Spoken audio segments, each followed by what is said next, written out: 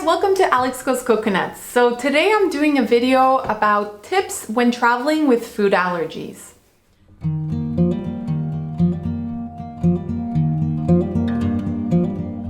So I myself have several food allergies, and I also have a son who's severely allergic to nuts. So planning trips can be quite complex and a little bit stressful. You definitely have to plan ahead and make sure you take the steps to keep yourself or your family safe. So today I'm just going to share those tips with you so that you can have a safe trip despite your food allergies. Now before we begin, I'd really appreciate you liking this video if you like its content and you subscribing to my channel to see more great videos like this one. Alright, so tip number one is a pretty obvious one. If you do suffer from food allergies, you're definitely going to have to travel with your epinephrine. Now, when traveling, I highly suggest that you bring at least 2 epinephrines with you. That way, if you do end up using one, you have a second one as a backup. Most airlines do have epinephrine on the plane with them, but they come in little bottles and the air stewardess has to measure out with a syringe the right amount for your weight. So honestly, if you just have your own epinephrine, it's a lot better to administer this. That way your dosage is already set. And this is especially important if you're traveling with a child. The dosage for the child epinephrines are completely different than the adult dosages. You definitely also want to travel with your antihistamines. I always bring antihistamines on the plane, but either way, just make sure that you have the medication on you at all times so that you can administer it quickly in case you do have the allergy. Tip number 2 is to make sure that you have a doctor's note for your epinephrine. Now, I've never really had trouble when traveling with epinephrines, except once. It's happened to me in Asia where at security they stopped me and they didn't really know what this was and they wouldn't let me onto the plane. So they had to call a manager and figure it out, and finally they told me next time to bring a doctor's note with me.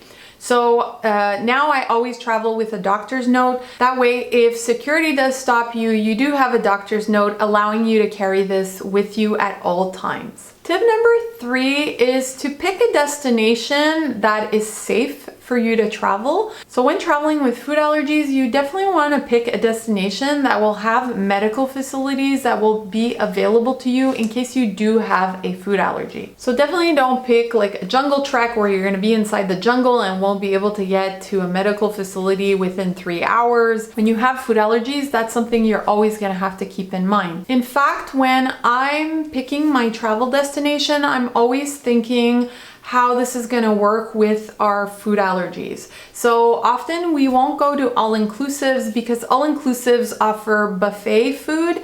Buffets often have cross-contamination. So definitely do your research ahead of time and pick a destination that will accommodate your food allergies. So tip number 4 is to pick a destination where you can understand or speak the language. Communication skills are really important when you suffer from allergies. Often you have to explain to a waiter or a chef what your allergies are.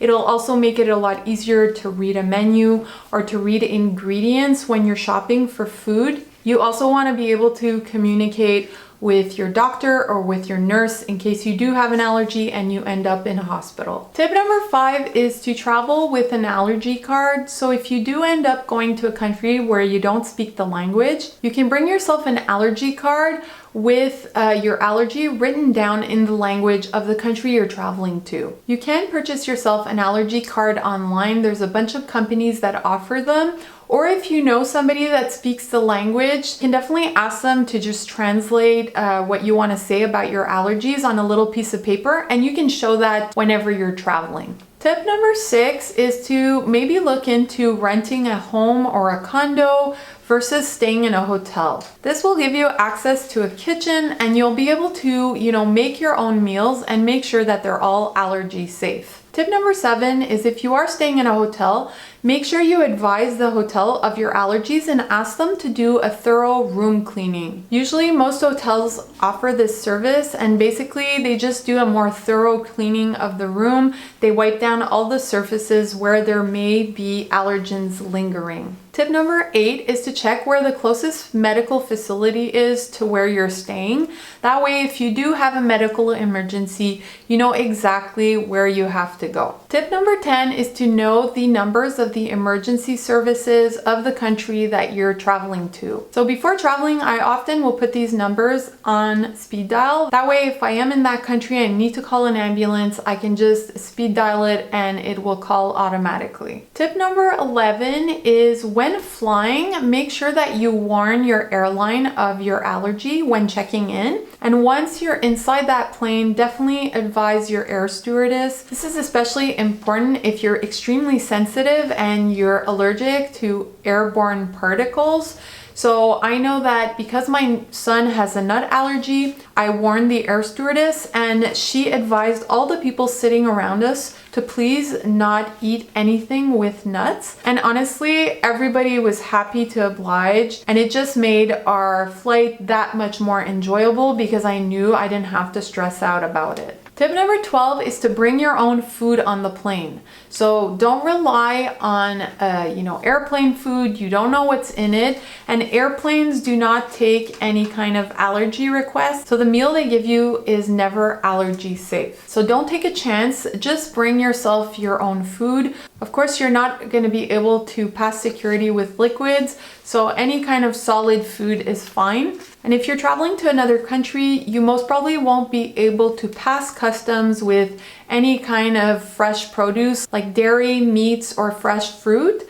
So you're definitely gonna have to finish your meal on the plane or throw those things out before you arrive at your destination. Now, tip number 13 is actually to pack yourself a suitcase full of food for your trip. So if you're staying in a hotel and you don't have access to a kitchen, just pack a suitcase with a bunch of dry goods or canned goods that you know are safe for you to eat. Tip number 14 is if you don't want to do that, you can also get groceries delivered to your hotel, and you can order ahead and make sure that the items that you're ordering are safe for allergies.